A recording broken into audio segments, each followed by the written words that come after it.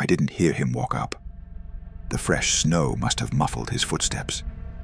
I was just staring at the glowing ember of my cigarette, lost in thought. But when I looked down, he was already there, standing directly under my balcony, looking up, not at the building, at me. It was 3:14 a.m. I know the exact time because I had just checked my phone before stepping out. Insomnia has been kicking my ass lately, and my bad habit of smoking on the balcony whenever I can't sleep wasn't helping. I live on the second floor of a small apartment complex.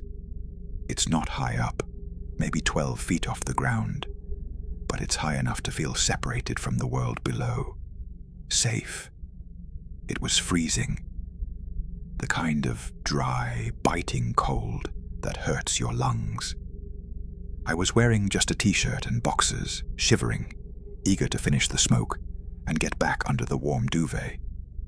The street below was dead silent. The amber streetlights reflected off the pristine white snow, making everything look orange and unnatural. I took a drag and leaned over the railing, exhaling a cloud of gray smoke into the night air. That's when I saw him.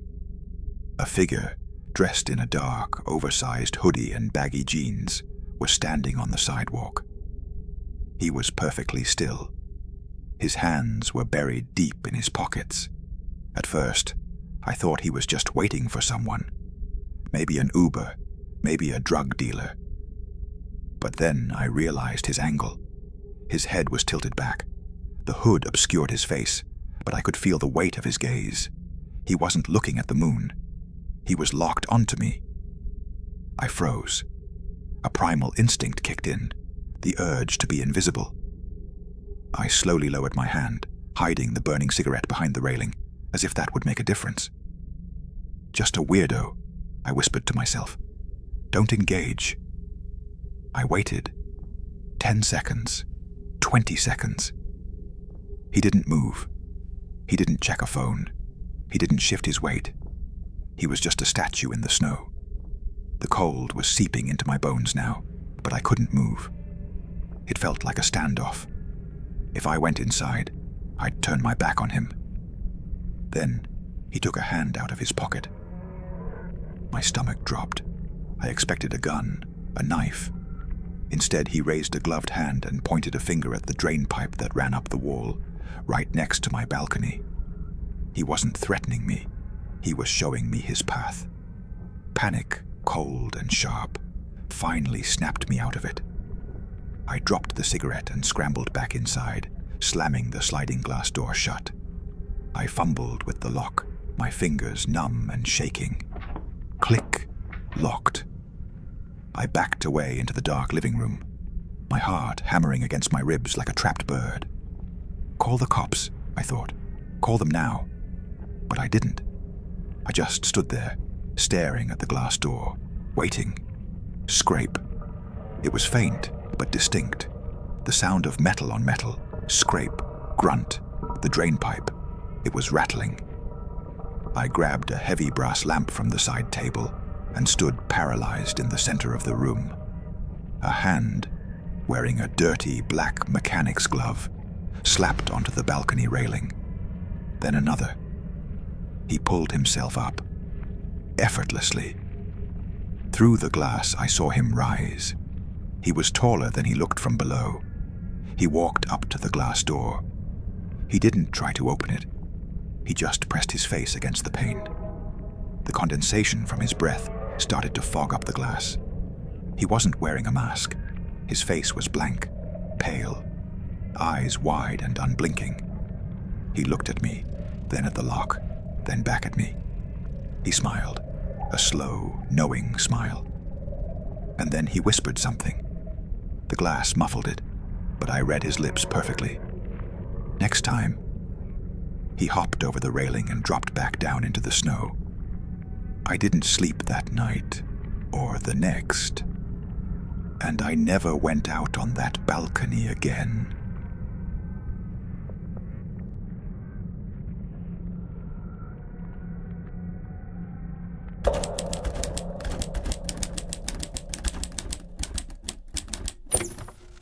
was 5:45 a.m. Pitch black.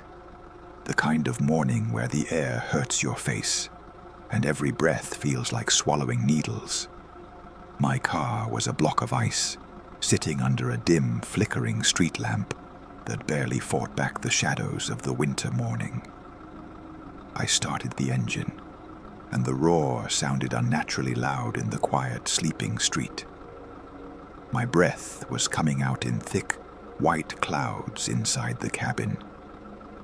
The windshield was completely covered in a dense layer of frost and snow. I couldn't see a thing outside.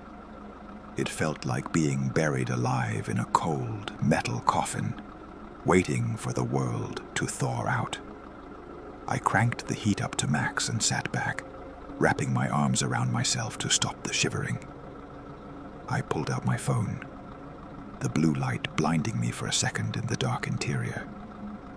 I was just scrolling through my feed, mindlessly killing time while waiting for the defroster to do its job. The silence was absolute, broken only by the low, steady hum of the car's heater. Then I heard it. Clunk. The sound was sharp. It came from the back right door, the handle being pulled up and then released. I froze. My thumb hovered over the screen, the light reflecting in my wide eyes. Just the ice cracking, I told myself.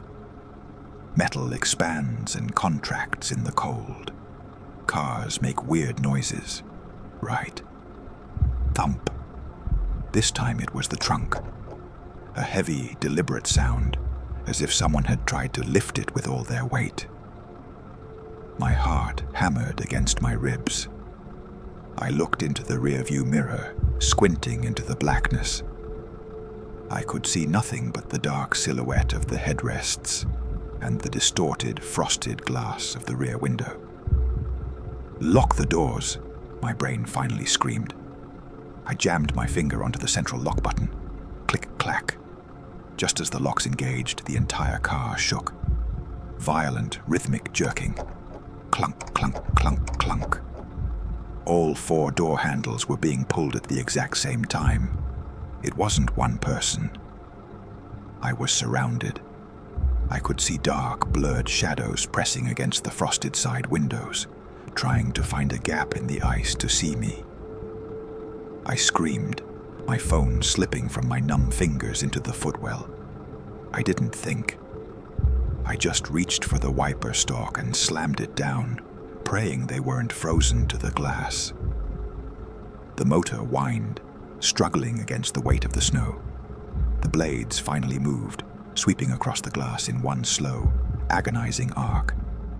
And there they were, 3 men, standing directly in front of my hood, inches from the bumper, illuminated by the harsh, white glare of my headlights. They weren't moving. They were wearing dirty, tattered white ski masks, and they were just staring right at me through the glass, their eyes dark, hollow pits in the fabric. I didn't wait for them to move. I threw the car into reverse and floored it. I heard the sickening crunch of the gearbox, but I didn't stop. As I spun the car around and sped away, I caught a glimpse of them in the mirror. They hadn't chased me. They were just standing there in the middle of the empty road, watching my taillights disappear into the dark.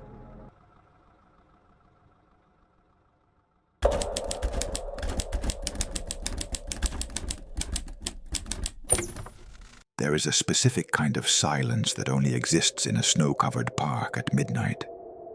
It's heavy, muffling every sound, until the only thing you can hear is the rhythmic crunch of your own boots and the soft panting of your dog.